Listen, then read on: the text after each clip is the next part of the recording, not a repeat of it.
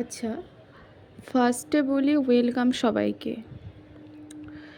Today I will discuss which is better, Bengali medium or English medium. Actually Bengali medium আর English medium কিছু difference আছে ঠিকই, but it depends on your child. মানে আমি এটা বলতে চাইছি যে আপনার বাচ্চা কতটা ক্যারি করতে পারবে, সে বেঙ্গলি মিডিয়াম হোক বা ইংলিশ মিডিয়াম হোক। অ্যাকচুয়ালি প্রত্যেকটা বাবা মা চায় যে তার বাচ্চাকে বেটার দিতে, মানে আরও কিসে বেটার হবে, আরও কিসে বেটার হবে। এবার বলি, আর বাচ্চাটা কতটা নিতে পারবে সেটা বাচ্চার ওপর কিন্তু নির্ভর করে। এবার আসি ইংলিশ মিডিয়াম এই পারপাসে কিছু বলতে। মানে কয়েকটা জিনিস, কয়েকটা পয়েন্ট আমি এখানে বলতে চাই যেটা এই ইংলিশ মিডিয়ামের জন্য প্রযোজ্য। নাম্বার 1 হচ্ছে money, number 2 atmosphere, number 3 environment, number 4 easy to tell, number 5 pressure or manage, something like that. আর নাম্বার 6 হচ্ছে জব। এবার আসে মানি, ইংলিশ মিডিয়ামের ক্ষেত্রে মানি নিয়ে কিছু বলতে। মানে এটা তো ঠিক কথাই যে ইংলিশ মিডিয়ামে কোনো বাচ্চাকে পড়াতে গেলে মানিটা কতটা ডিপেন্ড করে। মানে আমাদের ইন্ডিয়ার ক্ষেত্রে বলছি, তো মানি এখানে অনেকটাই ডিপেন্ড করে। বাট শুধু মানি থাকলে তো হবে না, বাচ্চাটার অ্যাক্টিভিটি, বাচ্চা কোন অ্যাটমসফিয়ার থেকে বড় হয়েছে, বাচ্চাটাকে আমি কোন এনভায়রনমেন্টে বড় করছি, এগুলোও ইম্পর্টেন্ট। দেখা গেল কোনো বাচ্চার বাড়ির অবস্থা খুব ভালো, মানে তাদের আর্থিক সচ্ছলতা বেশি, খুবই আর্থিক সচ্ছলতা, কিন্তু বাচ্চাটা সেভাবে মেধা নেই বাচ্চাটার, বা তার বাড়ির সে অ্যাটমসফিয়ারটা বাড়িতে কেউ তাকে দিতে পারছে না, বা রেগুলারিটি মেনটেন নেই কোনো বাচ্চার, তখন সেটা কিন্তু প্রবলেমেটিক তো হবেই, এবং আস্তে আস্তে বাচ্চাটার ওপর কিন্তু প্রেশার পড়বে, তখন কিন্তু সেই মানির ব্যাপারটা আসবে। বাট প্রত্যেকটা বাবা মাকে বোঝা উচিত যে বাচ্চাটা কি নিতে পারছে,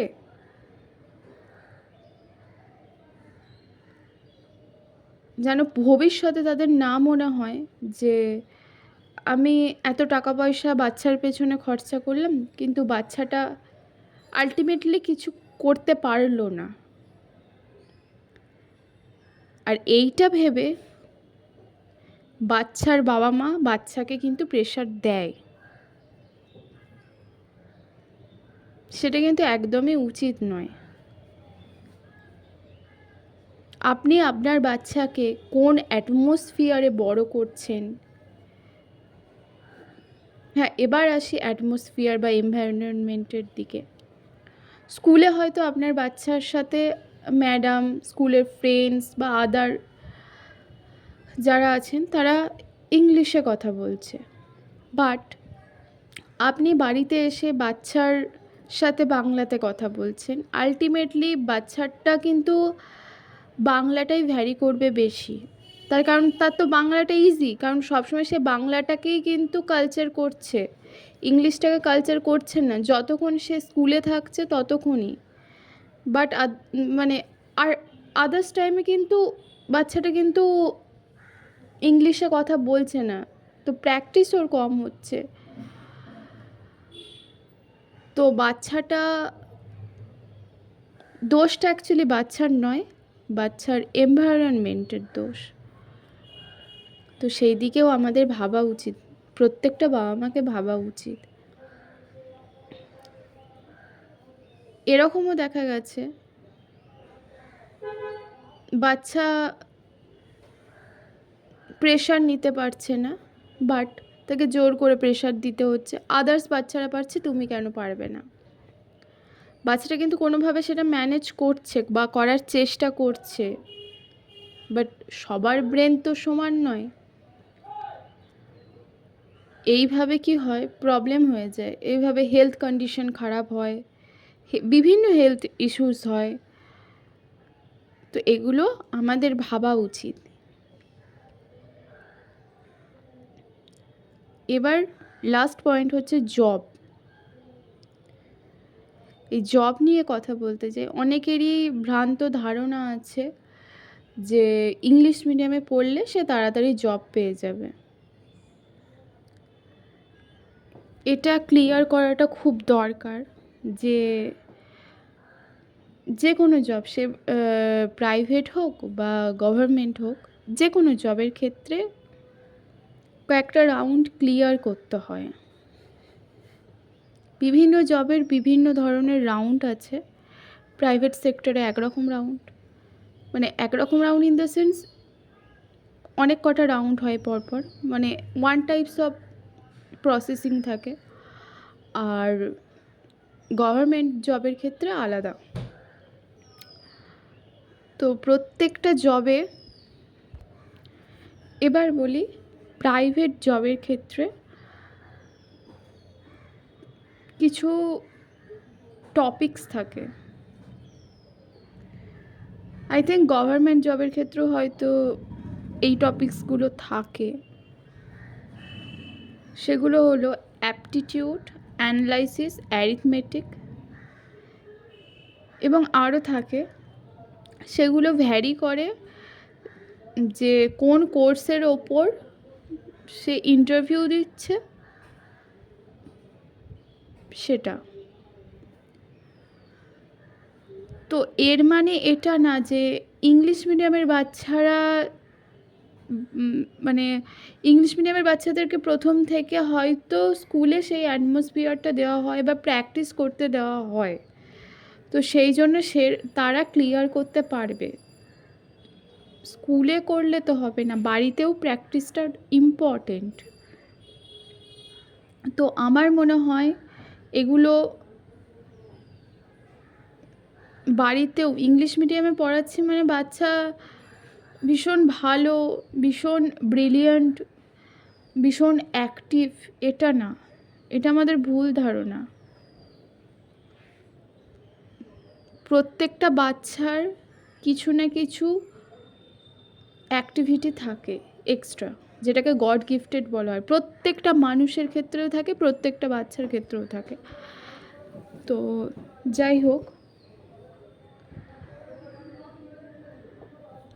এইটুকু আমার ইংলিশ মিডিয়াম সম্পর্কে বলার ছিল, মনে হলো বলা উচিত, বললাম। এবার আসি বেঙ্গলি মিডিয়াম নিয়ে। বেঙ্গলি মিডিয়ামে মানিটা অতটা ভ্যারি না করলেও আদার্স যে এনভায়রনমেন্ট, অ্যাটমসফিয়ার, এগুলো কিন্তু খুবই ইম্পর্টেন্ট। মানে বাচ্চাকে বেঙ্গলি মিডিয়ামে পড়াচ্ছি মানে বাচ্চাকে যা হোক করে মানুষ করছি, এটা যেরকম নয়, সেরকমই তুমি বাচ্চাকে কিভাবে গাইড করবে সেটা কিন্তু বাড়ির ওপর ডিপেন্ড করে।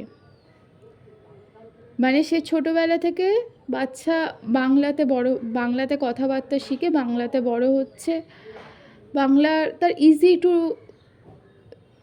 টেল, ইজি টু স্পিক, যাই বলো না কেন, সে বাংলাতে যেহেতু ছোটোবেলা থেকে করছে, তো আস্তে আস্তে সে বাংলাটা খুব তাড়াতাড়ি ইজি ওয়েতে শিখে যাচ্ছে। এবার সে যখন স্কুলে পড়ছে, তার কাছে বাংলাটা ইজি, তো বাংলাটাতে সে পড়ছে। এবার প্রবলেমটা হয় কি, যখন বাচ্চার বাবা মা হোক বা বাড়ির এনভায়রনমেন্ট সেভাবে তাকে সাথ যখন দেয় না, তখন বাচ্চাটার মধ্যে বাংলা তো পেরে যাব, মানে একটা এই রকম একটা আলসেমি কাজ করে। তো আমার মনে হয় প্রত্যেকটা বাচ্চাকে, সে বাংলা মিডিয়াম হোক বা ইংলিশ মিডিয়াম হোক, রেগুলারিটি মেনটেন করানো উচিত। মানে 1 উইকের মধ্যে তুমি এইখান থেকে এইটা কোর্সটা কমপ্লিট করো, তাহলে কিন্তু প্রত্যেকটা বাচ্চা কিন্তু এই রেগুলারিটিটাকে মেনটেন করার চেষ্টা করবে। স্কুলে হয়তো ভালো পড়ানো হচ্ছে, কিন্তু বাচ্চা স্কুলে অ্যাক্টিভ থাকলেও বাড়িতে সেভাবে অ্যাক্টিভ থাকতে পারছে না, কারণ হাউস এনভায়রনমেন্ট, হাউস অ্যাটমসফিয়ার সেভাবে তাকে সাথ দিচ্ছে না। এগুলো আমাদের মাথায় রাখা উচিত, প্রত্যেকটা বাবা মাকেই মাথায় রাখা উচিত। এবার আর একটা ইম্পর্টেন্ট বেঙ্গলি মিডিয়ামের ক্ষেত্রে, যারা বলে বেঙ্গলি মিডিয়ামের বাচ্চারা ইংলিশে কথা বলতে তো পারে না বা আদার্স ল্যাঙ্গুয়েজে কথা বলতে পারে না, লাইক জার্মান, এটা এখন খুব ট্রেন্ডিংয়ে আছে, জার্মানি কথা বা স্প্যানিশ কথা, যাই হোক। তো বাচ্চার সাথে যদি এক্সট্রা কোনো আদার্স ল্যাঙ্গুয়েজে কথা বলা যায় বা প্র্যাকটিস করানো যায়, তাহলে কিন্তু বাচ্চা ইজি ওয়েতে কিন্তু শিখতে পারবে। এই না যে কোনো হয়তো স্পোকেন আদার্স ল্যাঙ্গুয়েজে আমি ভর্তি করে দিলাম, অ্যাডমিশন করে দিলাম, সে মানে ওইটুকু টাইম, তার জন্য ওইটুকু টাইমই কিন্তু বরাদ্দ, 1.5 থেকে 2 ঘন্টা, সে কিন্তু ওই শিখছে, ব্যাস বাড়িতে এসে কিন্তু আর প্র্যাকটিস করছে না সেভাবে, কারণ তার কথা বলার সেরকম কোনো সঙ্গী নেই বাড়িতে, কার সাথে কথা বলবে। তো সে তার প্র্যাকটিস হচ্ছে না, কাজেই সে ভুলে যাবে, কাজেই সেই ল্যাঙ্গুয়েজটাতে তো বেসিক্যালি তার কালচার হচ্ছে না। আমরা একটা কথা বলি যখন, আর একটা কথা কিন্তু আমাদের নিজের মাথা থেকেই চলে আসে। এবার তুমি যখন যত বেশি কথা বলবে, তোমার কথার ফ্লুয়েন্সি দিন দিন বাড়বে। এবার সে যদি কোনো একটা বা কোনো 2-3টে আদার্স ল্যাঙ্গুয়েজে যখন সে মানে হয়তো সে অ্যাডমিশন নিয়েছে আদার্স কোচিংয়ে, কিন্তু বাড়িতে যখন সে প্র্যাকটিস করছে না, তার কিন্তু সেখানে অ্যাডমিশন নিয়ে আলটিমেটলি কোনো কাজ হচ্ছে না, কারণ সে তো প্র্যাকটিস করছে না, আর সেই জন্য সে শিখতেও পারছে না। এটা যদি আমাদের বাড়িতেই যদি কোনো বাচ্চাকে সেভাবে যদি মেনটেন করা হয় বা গাইড করা হয়, বাচ্চা কিন্তু ইজি ওয়েতে কিন্তু ল্যাঙ্গুয়েজগুলো শিখে যায়। এবার আসি জবের ক্ষেত্রে, বেঙ্গলি মিডিয়ামের জবের ক্ষেত্রে আসি। আমাদের অনেকের ভুল ধারণা আছে বেঙ্গলি মিডিয়াম এ জব পেতে অনেক লেট হবে, বা সেইভাবে তো সে ল্যাঙ্গুয়েজ বোঝে না, ইংলিশে প্রবলেম হতে পারে, আদার্স অনেক অনেক অনেক রং কনসেপ্ট আছে বেঙ্গলি মিডিয়াম নিয়ে। তো আমি এখানে একটা কথা বলতে চাই, অ্যানালাইটিক্স অ্যাবিলিটি,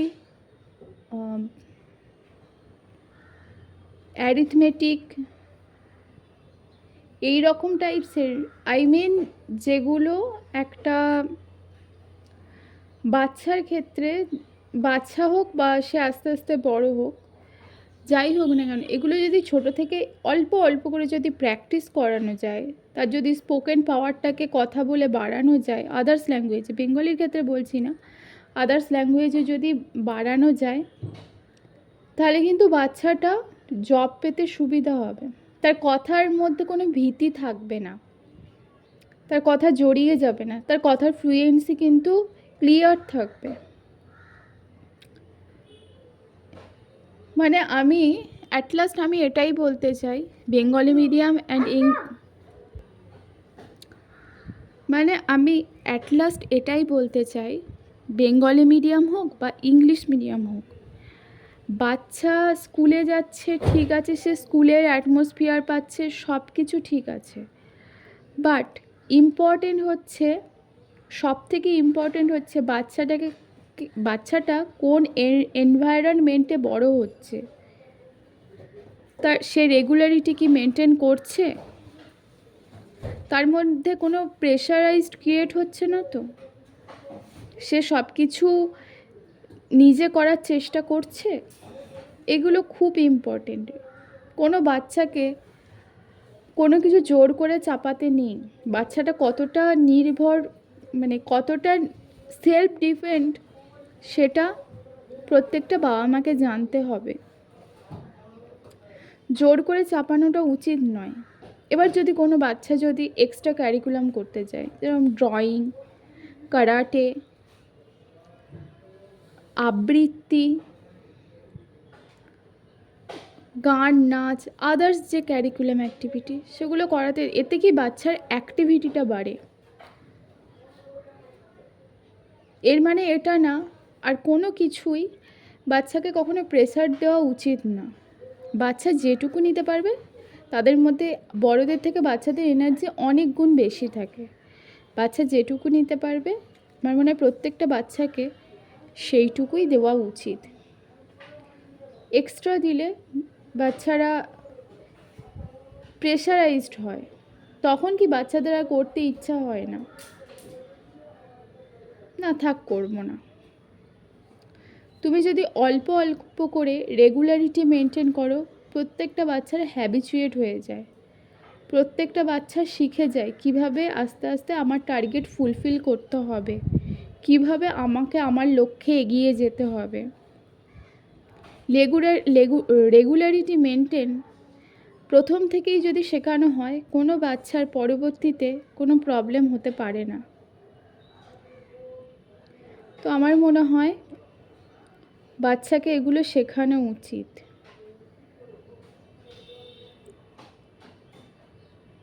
তো এটাই বলবো যে ইংলিশ মিডিয়াম মানে সে কখনো বাংলা মিডিয়ামদেরকে ডাউন দেখতে যেন না পারে। আর বেঙ্গলি মিডিয়ামদেরকে বলবো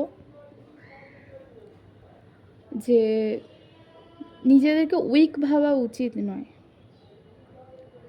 তুমি নিজেদেরকে যত উইক ভাববে, তত কিন্তু আরও নিচের দিকে নেমে যাবে। তুমি যদি ভাবো হ্যাঁ হবে, আস্তে আস্তে হোক, বাট হবে, রেগুলারিটি যদি মেনটেন করা হয়, আমি দুই মিডিয়ামের ক্ষেত্রেই বলছি, তাহলে আমার মনে হয় কোনো প্রবলেম হবে না। বাচ্চার সাথে ভালো ব্যবহার অবশ্যই দরকার, বাচ্চার প্রবলেমগুলো জানা উচিত, সেগুলো প্রত্যেকটা বাড়ির গার্জেনের দরকার। গার্জেন বলতে বাবা মা উভয়েরই জানা উচিত যে বাচ্চার কোথায় কি প্রবলেম হচ্ছে। বকলাম, স্কুলে জোর করে পাঠালাম, জোর জবস্তি পড়াতে বসালাম, এইভাবে কখনো হয় না। এগুলো প্রেশারাইজড করে কোনো কিচ্ছু হয় না। তো এটাই সবাইকে বলবো। Thank you so much.